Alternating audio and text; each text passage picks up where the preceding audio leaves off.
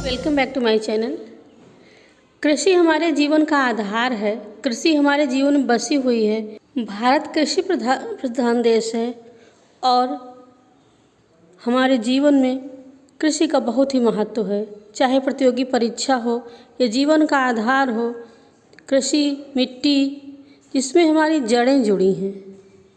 तो आइए कृषि विज्ञान से संबंधित महत्वपूर्ण जानकारी प्राप्त करते हैं। यदि आपको इसी प्रकार की ज्ञानवर्धक जानकारी चाहिए तो यदि आप चैनल पर नए हैं तो सब्सक्राइब करना ना भूलें, साथ ही बेल आइकन जरूर प्रेस करें। अब आइए आप लोग वीडियो को देखिए।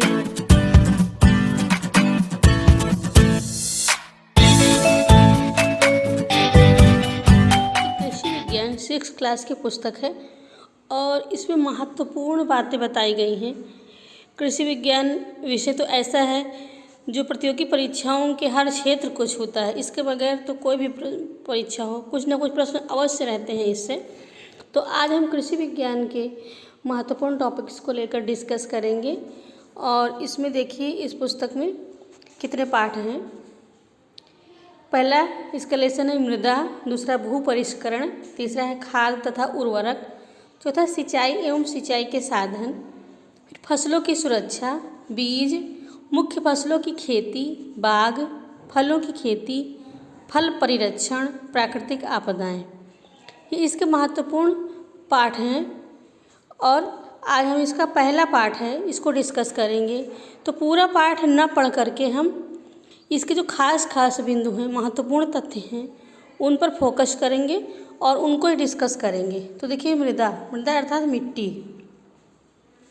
मृदा की परिभाषा, मृदा घटक, कणों के आधार पर मृदा वर्गीकरण, कृषि के दृष्टिकोण से मृदा वर्गीकरण, विभिन्न प्रकार की मृदा के गुण दोष, अच्छी मृदा के गुण और फिर उत्तर प्रदेश की प्रमुख मृदा के बारे में।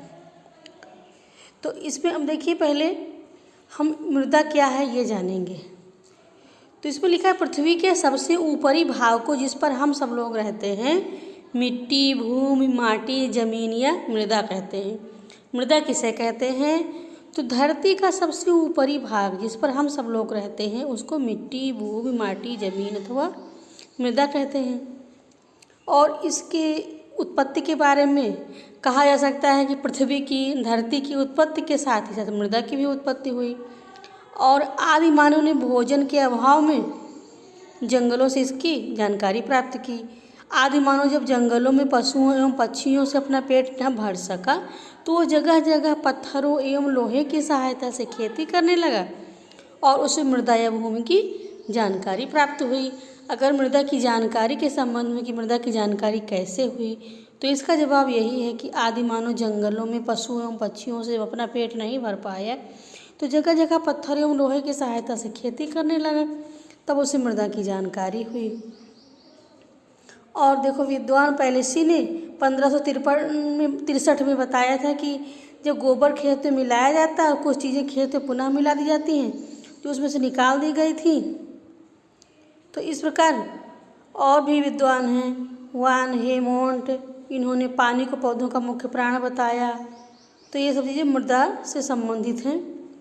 और इसके बाद देखिए मृदा की परिभाषा।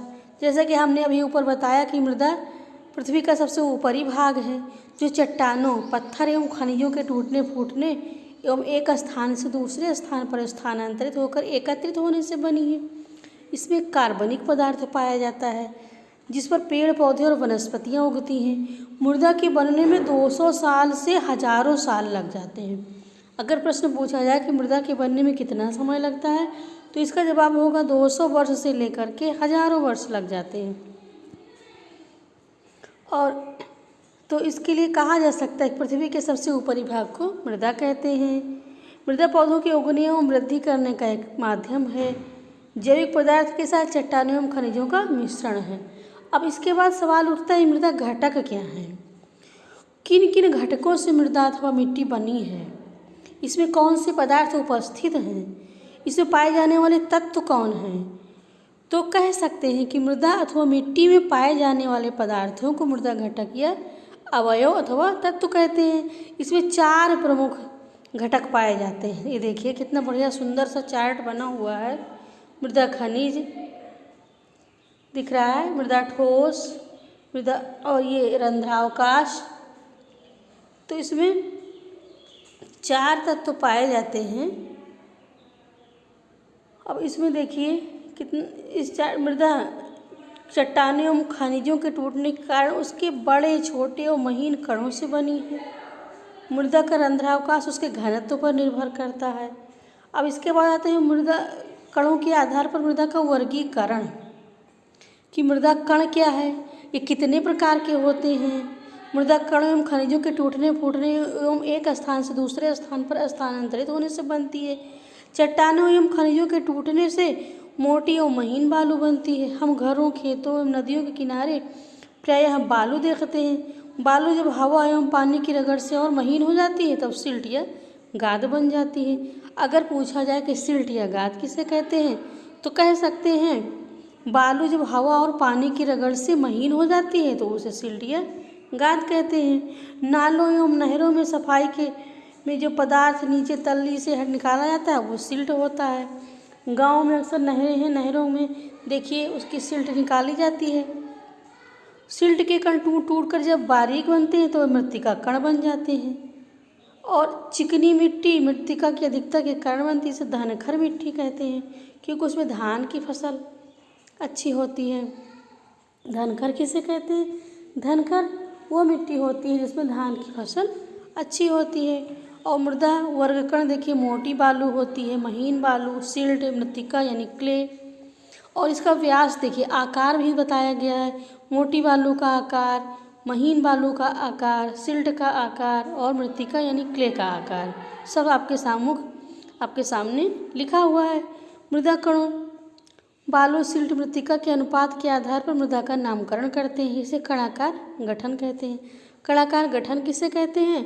तो इसका जवाब है मृदा कणों अर्थात बालू, सिल्ट, मृत्तिका के अनुपात के आधार पर मृदा का नामकरण करते हैं, उसको कणाकार गठन कहते हैं। मुख्य कणाकार वर्ग देखिए, बलुई मिट्टी का नाम है यहाँ। कणाकार वर्ग देखिए, बलुई, दोमट, सिल्टी और चिकनी मिट्टी।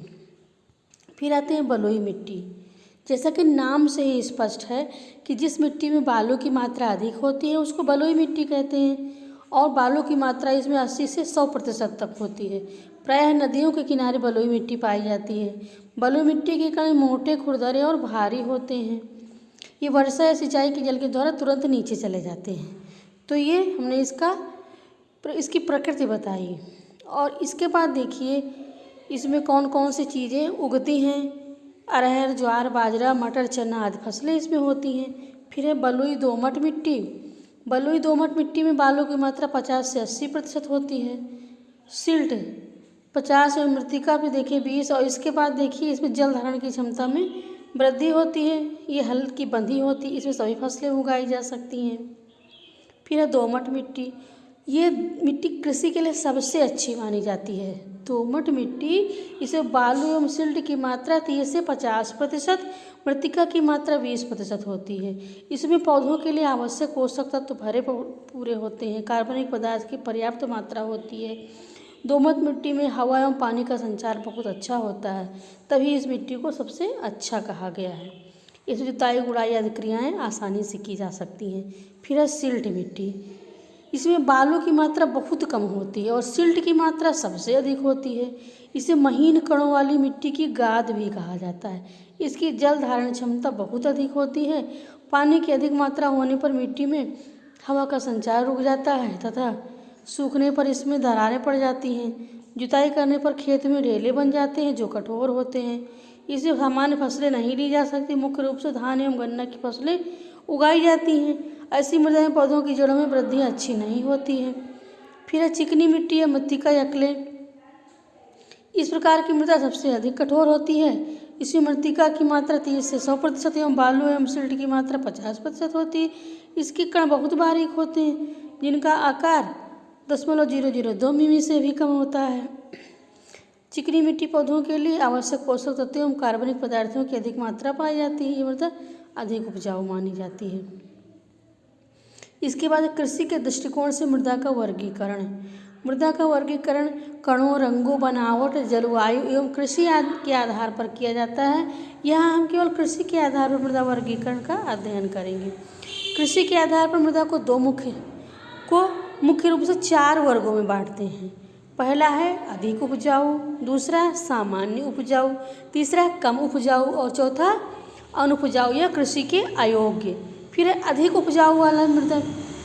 इस प्रकार की मृदा काली भूरी या भूरी होती है। गांव या बस्ती के चारों तरफ पाई जाने वाली मृदा भी अधिक उपजाऊ होती है।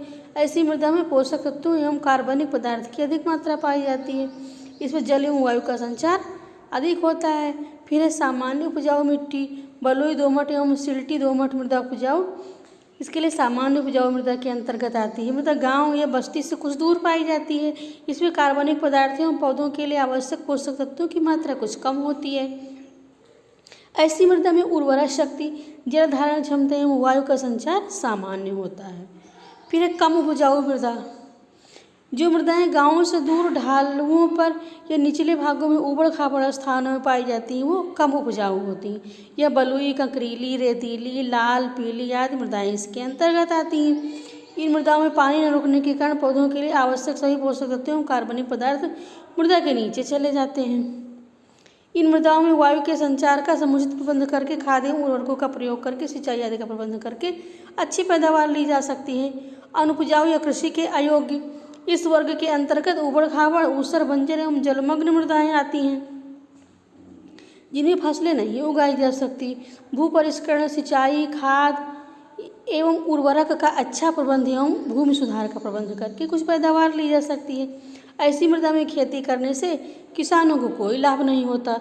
ये मृदाएं चारागाह के रूप में प्रयोग की जाती हैं और ऐसी मृदा में बबूल, शीशम, नीम आदि वृक्ष लगाए जा सकते हैं। फिर देखिए गुण। अच्छी मृदा के गुण क्या है, क्या खास चीज़ है अच्छी मृदा की?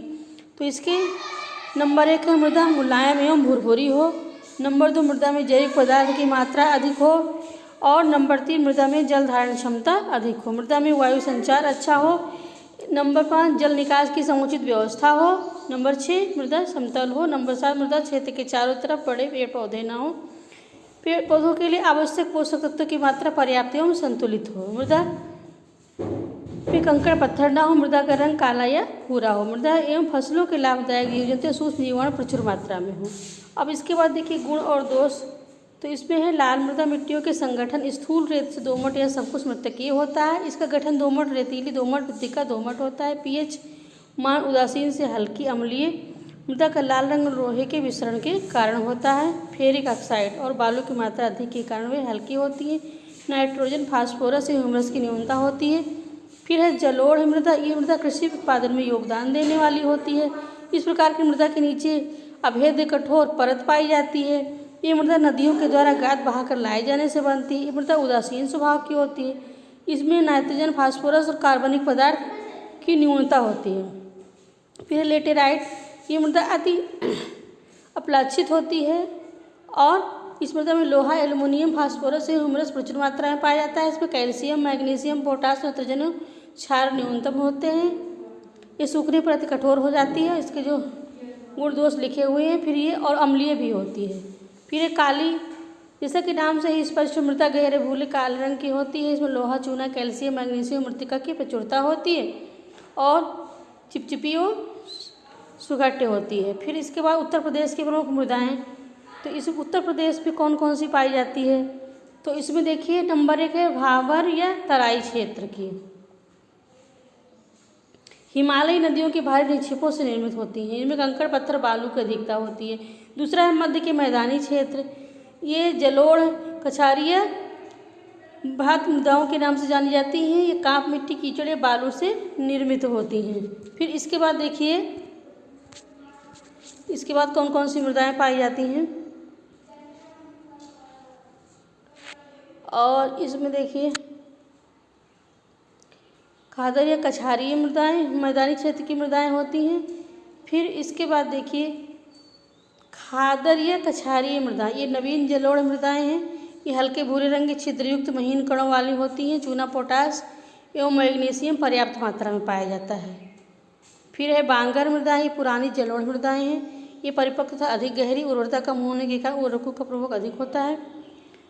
फिर दक्षिण के पठारी क्षेत्र की मृदाएं चट्टानों के अपक्षय से निर्मित है। बुंदेलखंड क्षेत्र में बहुतायत मात्रा में पाई जाती है। ये लाल, परवा, मार, राकर तथा भोंटा प्रकार की होती हैं। इस प्रकार ये मृदाएं जो हैं हमने बताई, ये उत्तर प्रदेश की मृदाएं हैं। तो एक बार फिर रिवीजन करते हैं इनका। नंबर 1 भांवर या तराई क्षेत्र की मृदाएं। नंबर 2 मध्य मैदानी क्षेत्र की मृदाएं। और इनमें जो 2 प्रकार की होती है मध्य मैदानी क्षेत्र में, खादर या कछारी और बांगर मृदाएं। फिर दक्षिण के पहाड़ी पठारी क्षेत्र की मृदाएं। तो ये मृदा से संबंधित बहुत ही महत्वपूर्ण और उपयोगी जानकारी थी।